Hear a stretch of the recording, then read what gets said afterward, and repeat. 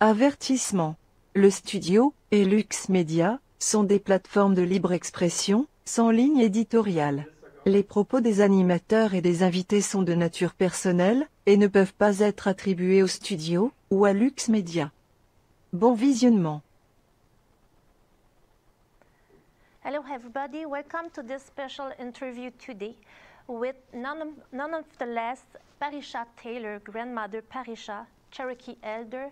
We have a great chance to have her today because she doesn't give often interview, and we asked her to come today because we would like to have some information about how she's seeing that crisis that we are in right now, and to have some information because she has a great wisdom. Hello, welcome, Parisha. Welcome. Thank you very much. And I want to let you know, I feel the work you're doing, and actually I feel the privilege of actually being with you in this time. So it is just a great change that's happening, and you're part of it. And I am so happy to be supporting and working with you. Thank you very much, Caroline. So you are Venerable Parisha, and you were named also at the reincarnation of Elena Blavatsky during her 100 years of her death in Russia, and also you are Tara Green. So would you like to talk about your experience and say more about your presentation, please? Okay.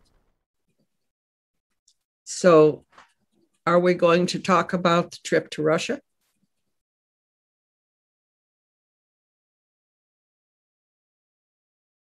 Okay, all right.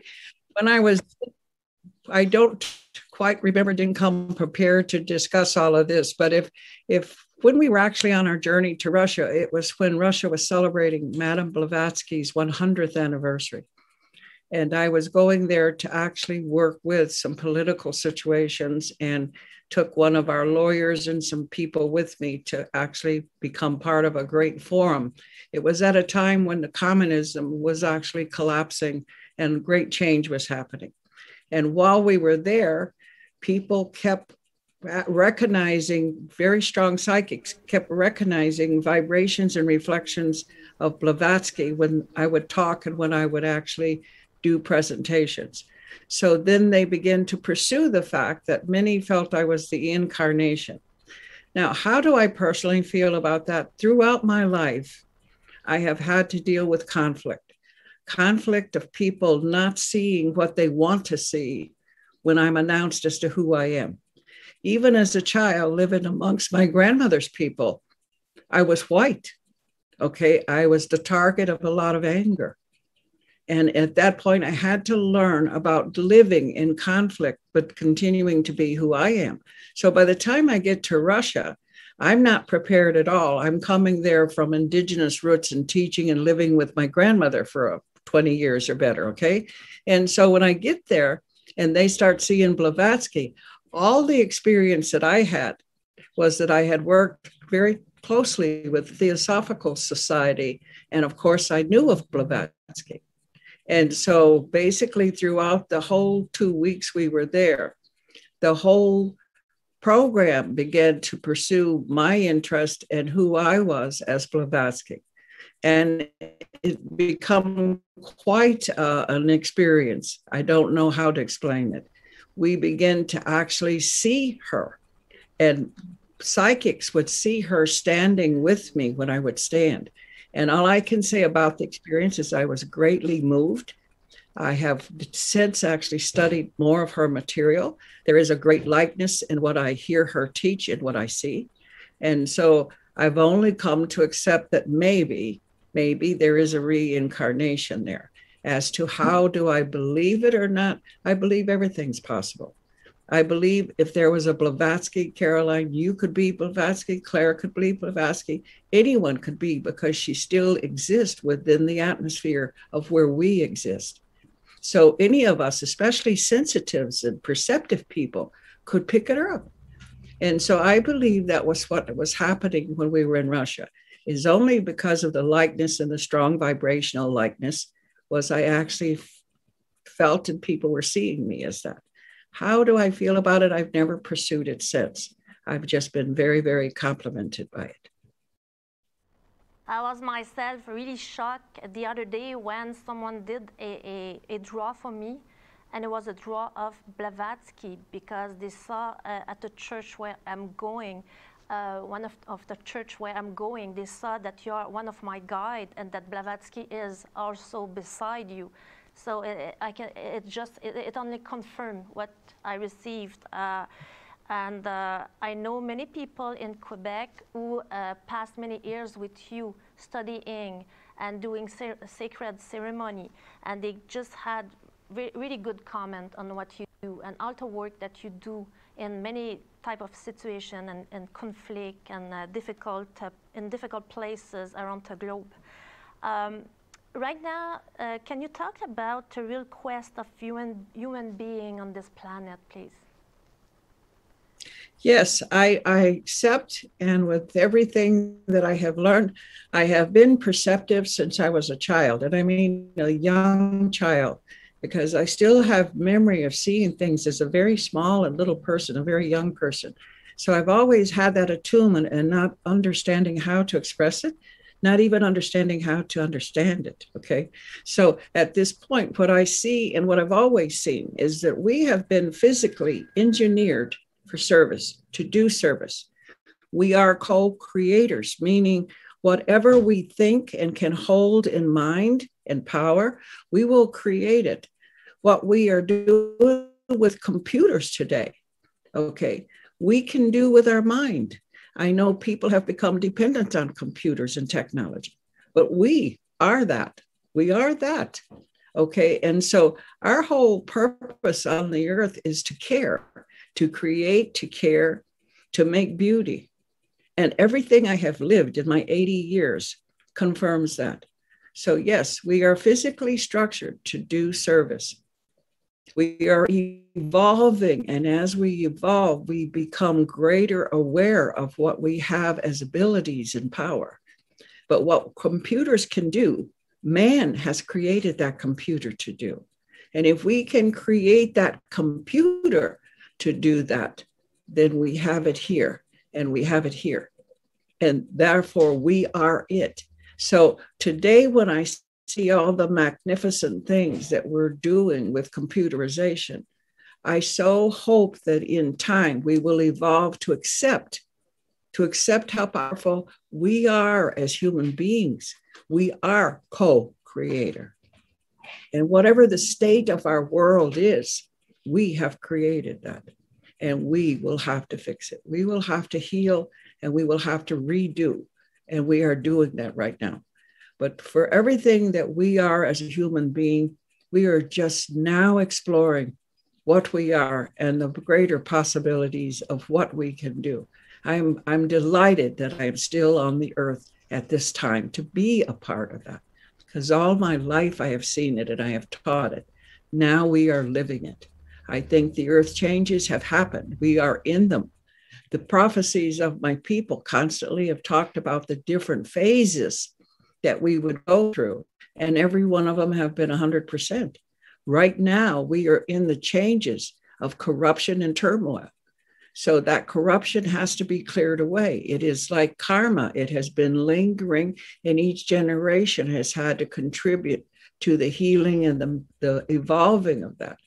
We're changing that. Right now, yes, just like a mother in the last months of her pregnancy, it is uncomfortable. It is actually sometimes very painful. And coming to that day of birth, that is an extraordinary, powerful physical experience. That's what we're in right now. We are in the birthing of what we can and will be. And in all of that, we are birthing the world ourselves.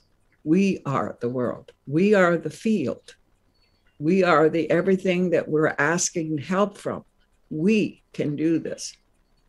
Remember that as the mother brings the child into the earth, there is that tremendous surge of energy and has to push and bring the child to birth. Well, we're pushing right now. We're pushing all over the earth. People are standing up. People are objecting. People are talking, and that never would say anything. We have always just accepted that the governments had power over us. No, they do not. We have been lazy. We have been accepting. We didn't want to have to bother with these things. Well, now we have to bother with these things. We have to get involved. We have to say what it is that we want. We have to show that we can do what it is that needs to be changed. And boundaries, we have been divided into a world that makes no sense. It's insane to think that you can say, this is a country, that is a country, and that we have to be separated. No, we are humanity. We are one planet. We are citizens of the planet. And we speak different. We look different. We have beliefs that are different. We have cultural richness in our differences. And is to understand, our intelligence gives us the ability to understand each other. I don't have to worship like you worship. I can respect it. I may not feel the same way that you feel about something, but I can understand your feelings. I can exercise myself as an intelligent human being. And when we start realizing it's up to us, that it's us has to change this, we will start listening to each other better. And that's exactly what's happening. Maybe we will learn that you never have peace by having war. War cannot bring us peace. We have to pursue the peace instead of war. And as we do that, we have the capabilities of seeing the magnificent, the powerful state we are as beings, how intelligent humanity is. And now we're forgetting that we're borders. We're not saying, okay, you're this, I'm this, that. We're looking at the fact that what has come to be has affected this whole planet. I am grateful for COVID. If it took that to awaken humanity to what we must become and do, then I am grateful for it. Am I at all saddened by what it has cost? Oh, yes. But we will have to learn and understand that we are born into death. From the moment we breathe to the final breath, we are in the state of death. It is the in-between that we must show what we have and evolve with that, with love and grace and beauty, nobility, to care for other people, to care for yourself. If you have no compassion for others, you have no compassion for yourself. And when we act wounded and we feel afflicted or weak, we hurt. And in that hurting, we hurt others. That has to stop. That has to stop. And when we elect people to come into office and represent us, we, the public, must make sure that they're saying and they're doing and they're acting what we have asked them to represent. They are being paid to represent us. They are not a power over us. They are our service. And we sit back and act like they are the rulers. We are who makes the governments kings and queens. We have more compassion in having a nobility of government than we have had in whatever it has become. We don't have people making decisions for their people. We have career-oriented, seeking people for wealth. And that their wealth is not something that is shared or bestows greater blessings upon the people. And we, the people, have sat for that. We, the people, have not demanded what we should have for what they have been elected to do. With my culture and where I was raised with my people, our chief made sure that everyone ate before he ate. He made sure at night that everyone was covered and had a place to sleep before he could lay down. Is that what you see in government? No. They dictate to us how we are supposed to do it. No, it's kind of reverse. We are dictating to them how it needs to be done. And as we do that, it need not get ugly and combative and angry. Let us be intelligent. Let us discuss. Let us understand conflict resolution. I do a lot of conflict resolution. I was born for it. I came into conflict. Being white amongst brown-skinned people was conflict. And in that learning how to handle it and how to find how to heal it and how to be of it with love and kindness. So this time we're going, and the work that you're doing, the fact that now you have set up a Média, Caroline, and you are actually bringing the ability for people to come share. You're a master. You know, you have come in already prepared. A young, beautiful woman who could choose any particular service in the world. You have chosen to serve the people. That's powerful.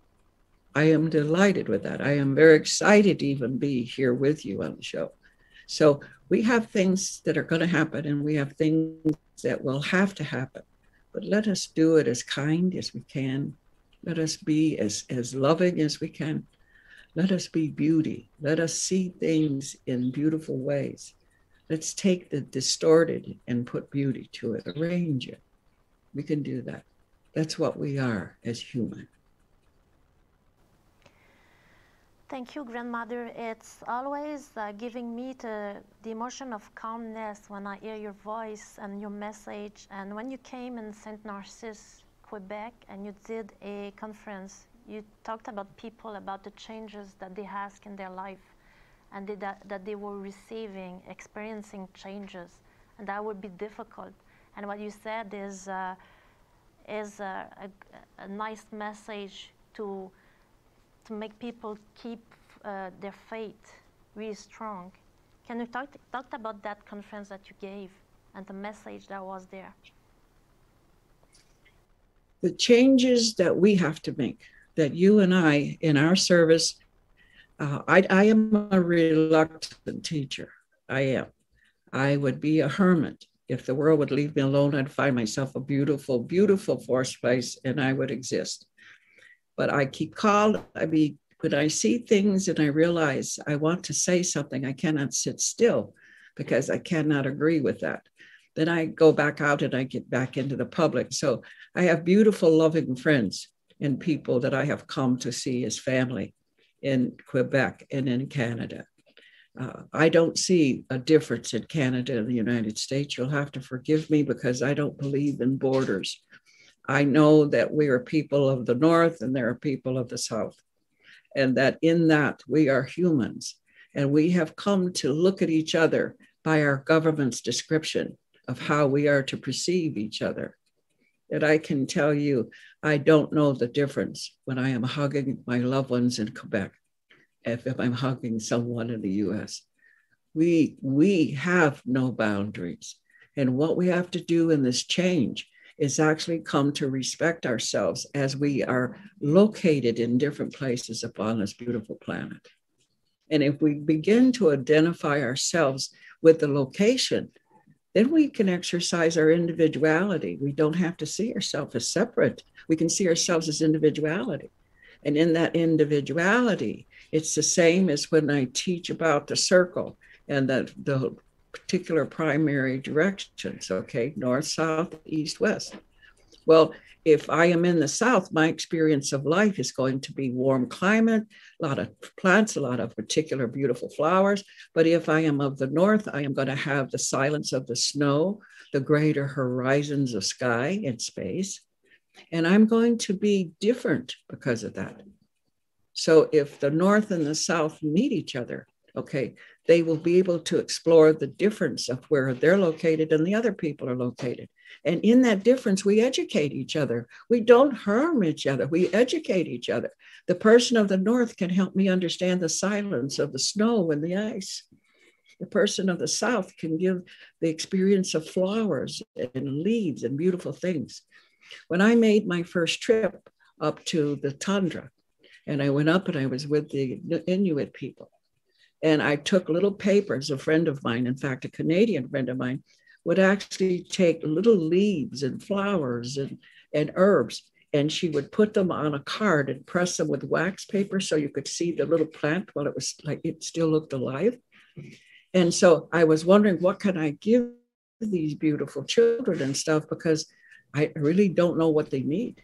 So when I went up there, I just, off the shelf as I was packing my backpack, I hurried up and grabbed a packet of those cards that she had given me.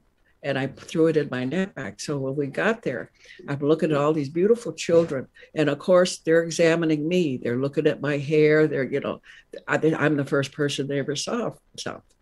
So when I got those cards out, I looked at that and I thought, they've never seen an herb. They've never seen a leaf. They have never seen a flower. And Joyce had put little tiny flowers in the paper. So I gave that to them. I just took them out and I started passing them out.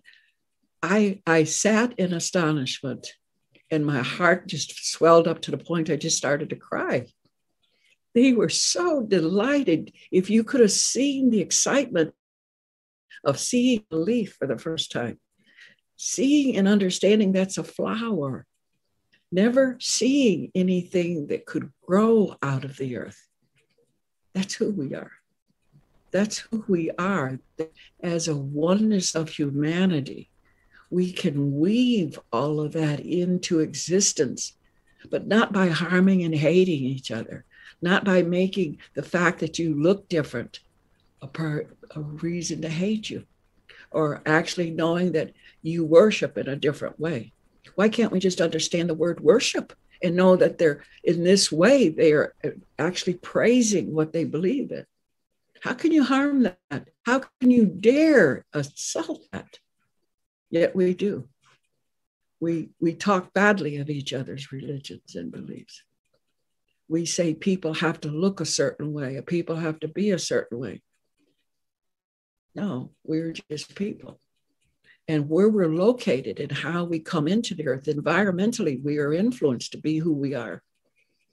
We cannot damn that. We cannot make that wrong. And we cannot deny names and understandings of this. Well, what's happening now is we're not allowed to determine and announce gender. How insane is that? Are you telling me I'm not supposed to recognize the fact you're a woman, and over here is a man, and over here is a child, and over here is an adult? So now we're not allowed to label. I mean, can't we find better reasons to put our efforts together than to try and not actually recognize each other? So the changes are on us. We're in it. And I can't believe anybody that has actually looked at it cannot see how insane it is. But who's the fault? All of us. All of us have participated to this. If you didn't speak up and say you didn't agree, then you're counted as agreeing. Silence is a vote.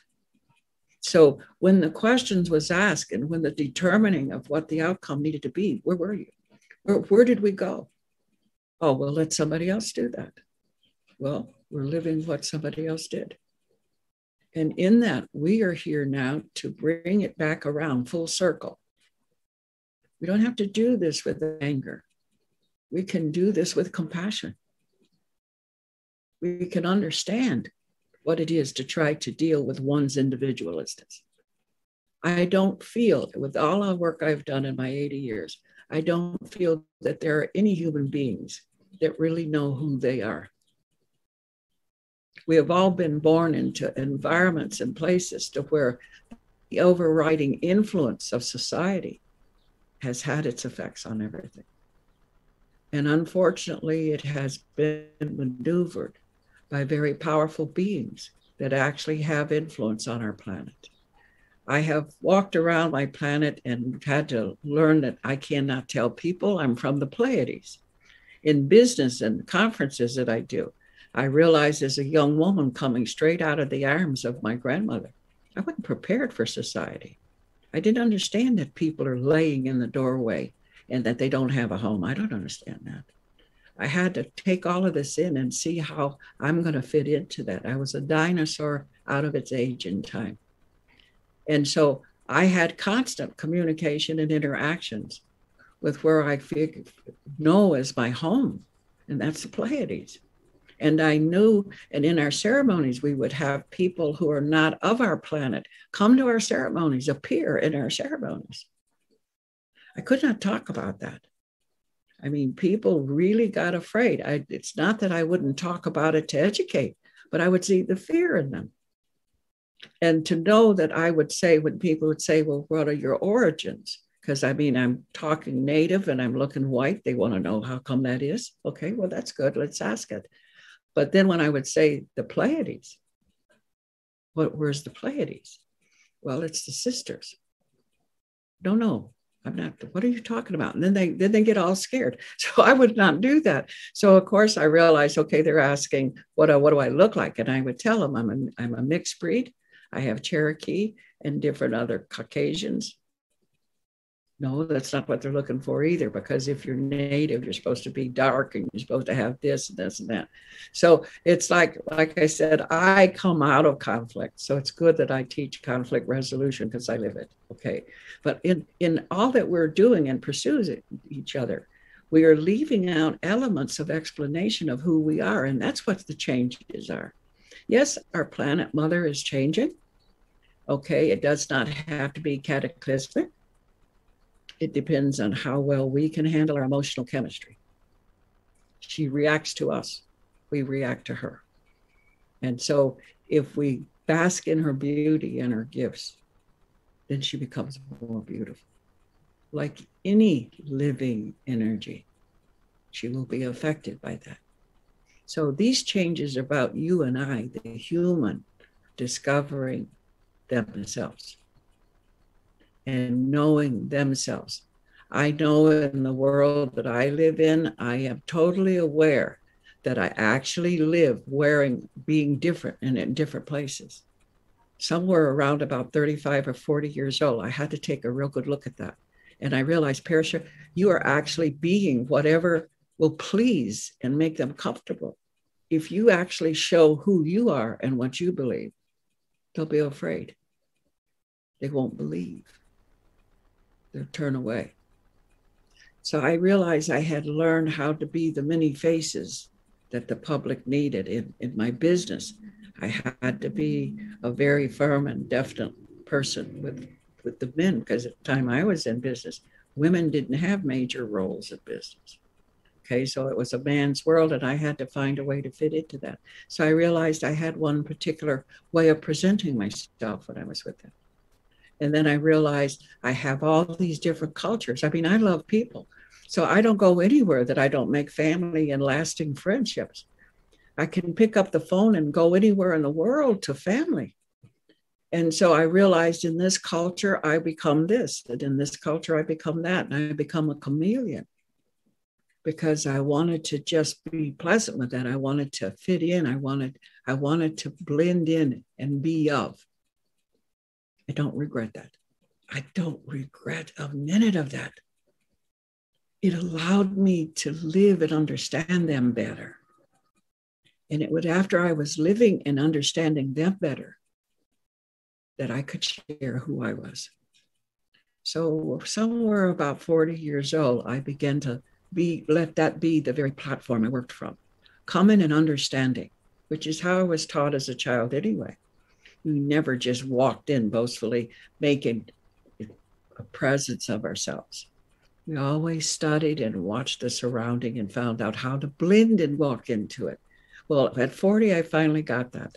And after that, I could walk in and simply allow myself to experience the environment and the people, and then begin to explain what I believe and what I am individually. And I am an alien seed. I am a star seed.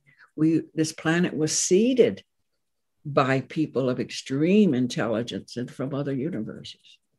And when you say that to the public, people get kind of afraid of that. Yet we have very powerful people, someone from Canada itself that actually explained, as he was leaving office, that our governments have aliens in their governments. Yes, they do.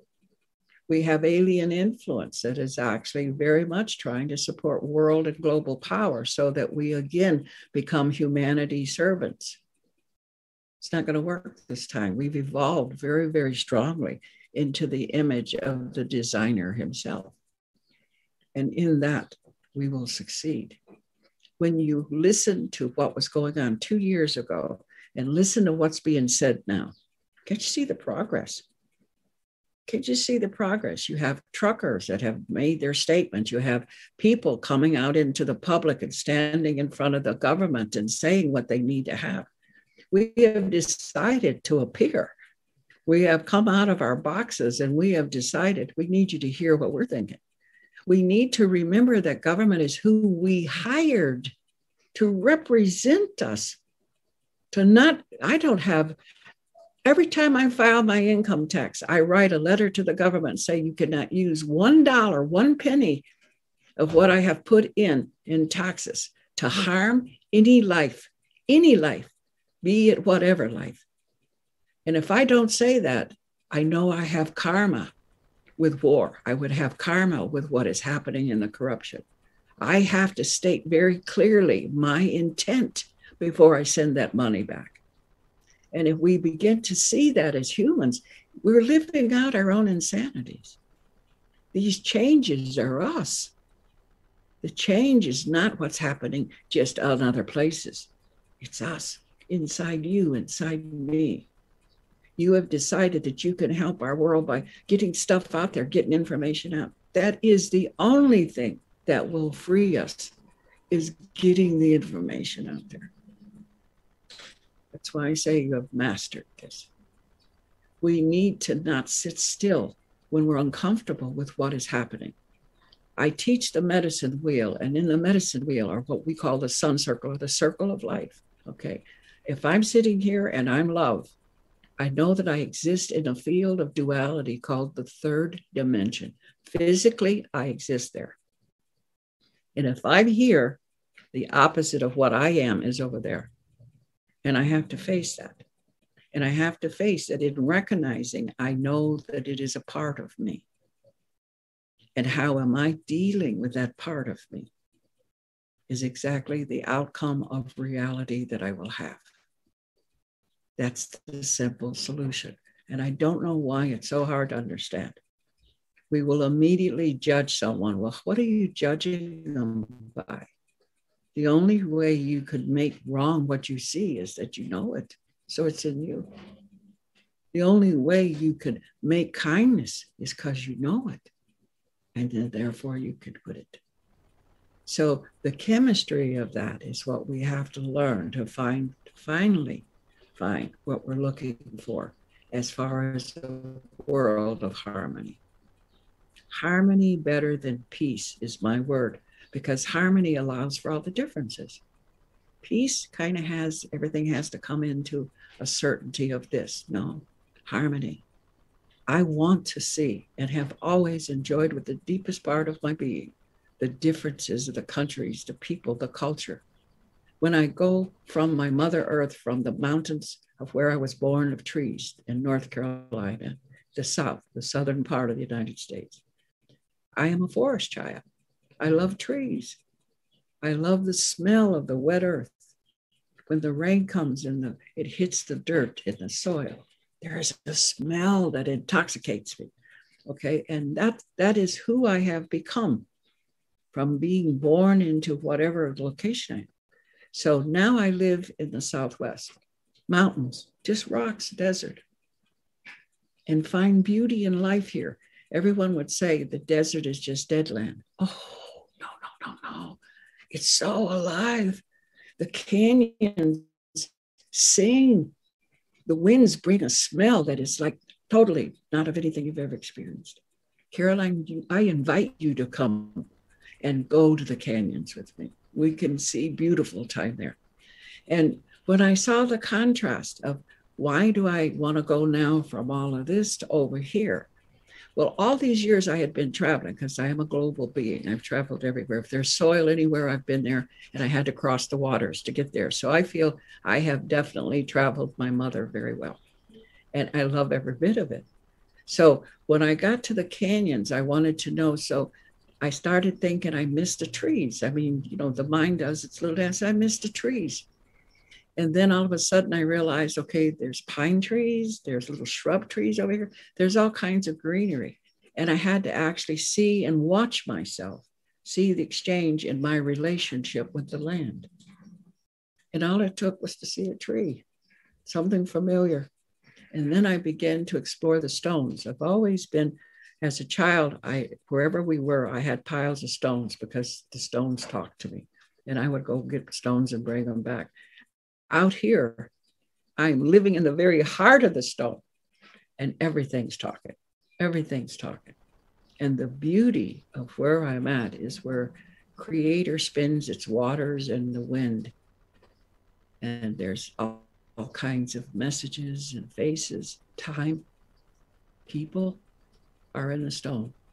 And so we are that. We are all of that. We are the opposites. Whatever we're seeing, that's where we make judgments. That's why in every scripture, and I have studied all the theology I could possibly learn in a lifetime, in every scripture, it tells us that. It tells us that inside of us, this is all that exists. We are the good, the bad, the evil, the pure, whatever. We are the opposites. And so wherever we go, if we will just look to see what that is and understand it, I can look at that and have compassion. I'm not going to want to harm that. I'm not going to want it harmed at all, because I know it's also me. That's the oneness that we keep hearing people talk about now. Understanding that we're all things. We are the field. We are all things. Then what can we possibly want to hurt or damn in any frame that we would not be damning ourselves and hurting ourselves? So the healing has to come for us not to want to hurt ourselves, for us not to want to be weak, for us not to want to settle or compromise. No, be all that you can be. Be as powerful as you can possibly hold the courage to support. And speak always your truth. Cannot give pleasant platitudes just to be polite. Do you not know that all human beings are perceptive? They know if it's plastic or if it's real. You cannot be persuaded that someone likes you and is being kind when you feel they know they're not. See, we don't give each other credit for that. Well, that's what we have to do now. We have to look at that. Be real. Be truthful. Be kind. You do not have to be brutal with truth, but you do have to be truthful. It's very hard for people to accept truth. They want to hear something else. If we're fat, we don't want people to tell us we're fat. If we're skinny, we don't want people to tell us that we're skinny. We want people to tell us we're just right. Well, that's not true. You are what you are. Well, whatever that is, it is. And nobody needs to have anything at all that to be concerned about it. With the reality of what we are. Look how we hide our very human nature. I'm working with men who have prostate problems. It's so painful to watch our fathers and our brothers and my sons to know that they do not know that they're more than sexuality. That once they come into age and they cannot perform and they cannot have erections, they're not less a man. Our society has made them less a man and has tried to give them props and things to make that different. Why can't we age in beauty? Why can't we follow the very pathway that the humanity that we are takes us? We are born and we die. And the in-between are phases that we will pass through. And we will be that. And we will have great happiness when we accept ourselves. We are eternal. Life is but temporary. We want to live the temporary with every breath, with every heartbeat, and make the most of it every day. Not by the week, the month, or the year, but every day. You have the day. So when we're coming to looking at ourselves as women, I find women who, mothers, will come to me and want potions and stuff that they can put on their tummies and everything so they can become fit again and this and that. And then I watch the pain of it. And they see themselves as ugly because they had child. Oh. And it's like, no, you don't need to worry about that. You just need to take care of your health and well-being. You are beautiful. You are human. And yeah, the belly kind of stretches out when you have maybe 9-10 pound baby in there. And it'll all come back together. It's not a desperation you need to go through. Just live with the baby, enjoy the baby, and everything comes back. and then watch the mothers, and they come and they give me credit for that. They'll come and say to me, oh, you were right. You did, it's not me. It's just reminding you who you are. When we come into the aging process, we start having all kinds of surgeries and everything else to try and deny time. We can't just be beautiful as we age and go through our phases. What's in us comes through us. And if you love yourself, it will be beauty that comes through you. And beauty has so many facets, doesn't it? Just like colors. Any one of them have its own meaning and beauty. Are we allowing ourselves to do that? See, we have to. After we get through all this present time stuff, we will come to know that. That will be the change. You and I, humanity. As humanity makes its progression and evolution, so will the world be, and so will life. And we have responsibility to do that now, you and I. And when people say, well, how do I make that happen? You begin to respect yourself. You can begin to actually analyze you. And what are your merits? What do you like? How do you feel? Are you still feeling guilty about something? These things, take care of these things. And then the world will begin to show that. When we feel guilty in energy and the sciences that we now know, okay, the moment you realize that you feel wrong and you feel bad and you're not feeling well because of something, change it. Say you're sorry. Say you care. Say you have remorse. And it goes away. There's no creator sitting up there marking off your good days, your bad days. No, there's no such merit. It's you. You create your hell. You judge yourself and you create the pain of the self. This world is a gift. This world is not a hell. This gift of life is an adventure. Begin to be your adventure. Write your book. Live what you would write a book of happiness about. If you're having problems, look at what do you want it to be? And then begin to do that. When I find, and I teach wealth, and people will say to me, well, I just never seem to be able to make money. And I said, you heard that statement? Yeah, you just declared that. You declare what happens. You live what you say. So you cannot continue to say that you're poor, or you can't have, or this or that. Even when people come and ask me to help them find a mate or a loved one, it's like, how do you feel and love yourself? I mean, I have to start there. I can't go out here and find some potentate to give some man that's going to fall in love with you. You have to start with yourself. Why do you feel you can't have that? What's going on? So if we want these changes, we have to start doing this. So when we look at each other, and I'm doing a lot of that right now because I'm being invited everywhere in conflict resolution. Okay, why do you hate those people? That question comes right after, why do you hate those people? And everybody changes their whole facial expression and say, oh, I don't hate them. Then why are you killing them? Why do you want them dead?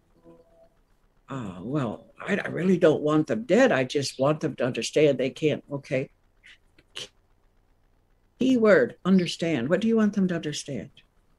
Because see, until we can communicate that, we don't know how to go get it. And it's when we understand what it is, we can work with it and intelligently solve and resolve it. We won't hurt each other. It actually takes something, an energy itself, to interfere with that. It's sort of like I teach students that at some point, good 30 years ago, there were some particular tests that we were doing. And we could put, the scientists could put these little energy, let's call them electrons, into a cube. And we could see that, okay? And as we would watch that, they were all in chaos and banging into each other and in conflict. And we could take this one DNA, just one, little tiny microscopic thing, and know that its frequency is calmness, and that it's letting off the colors of soothing and calm. Okay, and in the electric field of everything going, there's billions of conflict. One, one dropped in. Then you watch them all start to slow down and then begin to actually form space-time. We can do that. If we can do that in a laboratory, we can do that on our daily to day after. We could do that. And so that has given me the courage I need to constantly, no matter how complicated the conflict looks, I know at the very heart of everyone present, we are living in fear of each other, not trusted, no faith. We have lost that in each other. We have lost that in our relationships. We have lost that in our world and our government. And we have allowed the corruption to move forward.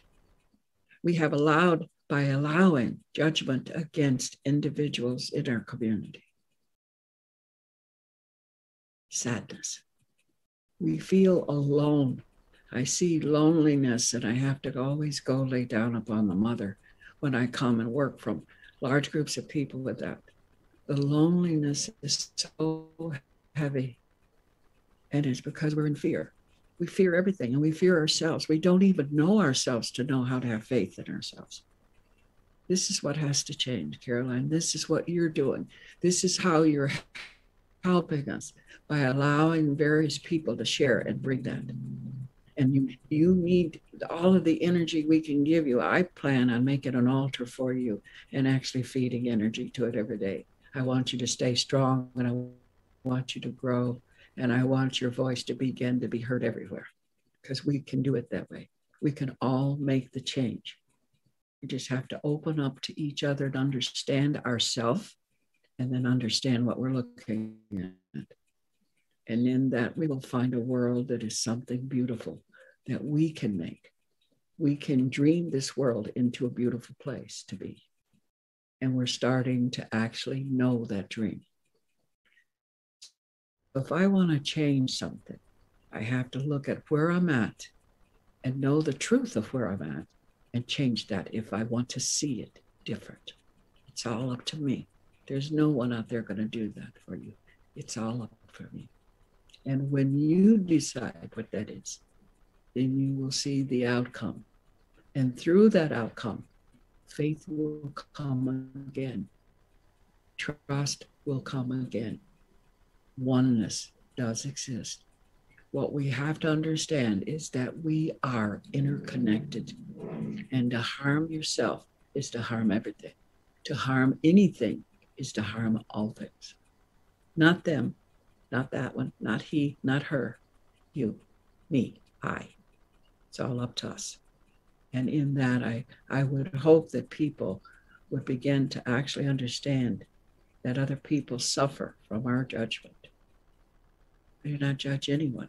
I think in all scriptures, when I've studied all the theologies, there's the great example of the bum or the drunk or the whatever's laying in the gutter. And all of the prophets in all religions would say, cannot judge him without judging yourself. And how is it that you will judge him? And for what will you judge him? Comes from you. You are what you say he is. So the scriptures have had the truth from the beginning. And we have our scriptures fighting each other. We have our churches fighting each other, competing. How insane is that? There's one presence. So let us start that. You know, my hope with coming to Montreal and visiting up there again and actually being on your show is that let's see this possible. Let's see this possible. Yeah, we'll have to make some changes, discomfort. Okay, yeah. The baby's being born, life is being born, truth is being born. We are being born free again. To do that, we have to get through the transition of birth. And that's exactly where we are right now. I thank you, grandmother. I'm sure that now people can be more confident because they heard that there are help on this planet from pillars of light that are strong like you. And we will be more than happy to receive you in Montreal Do you have a last word before we leave the interview? I'm sorry, I didn't get my computer's acting up. What was that? Yes, we will be more than happy to receive you in Montreal. I'm sure Okay. that now people can be confident because they saw that there are pillars of light that are strong like you helping on this planet. Because people are asking the sky to get help, and we have help. It's more than evident. We will be happy to receive you. And do you have a last word to say to the people looking at the interview today? Yes, I would like to say, find someone that you don't like and send blessings and prayers for them. If we send the energy, it will have a place to go. And when you said to yourself that you dislike someone, they need your love. Send them energy, send them prayer. Make a difference. Each one of us make a difference. And I thank you. And I will be coming into Montreal somewhere within the next 2 weeks. And I will let you know what the date time is with that. But I also look very forward to meeting you heart to heart, Caroline, and us actually maybe having a time where we just share back and forth. I would love that. Yes, me too. I thank you very much. Thank you for the message today. Be safe, be happy. Be happy. Merci à tout le monde qui a écouté aujourd'hui l'entrevue. Thank you to everyone today who listened the interview, and stay tuned for the next interview that we will have with a special guest. Thank you.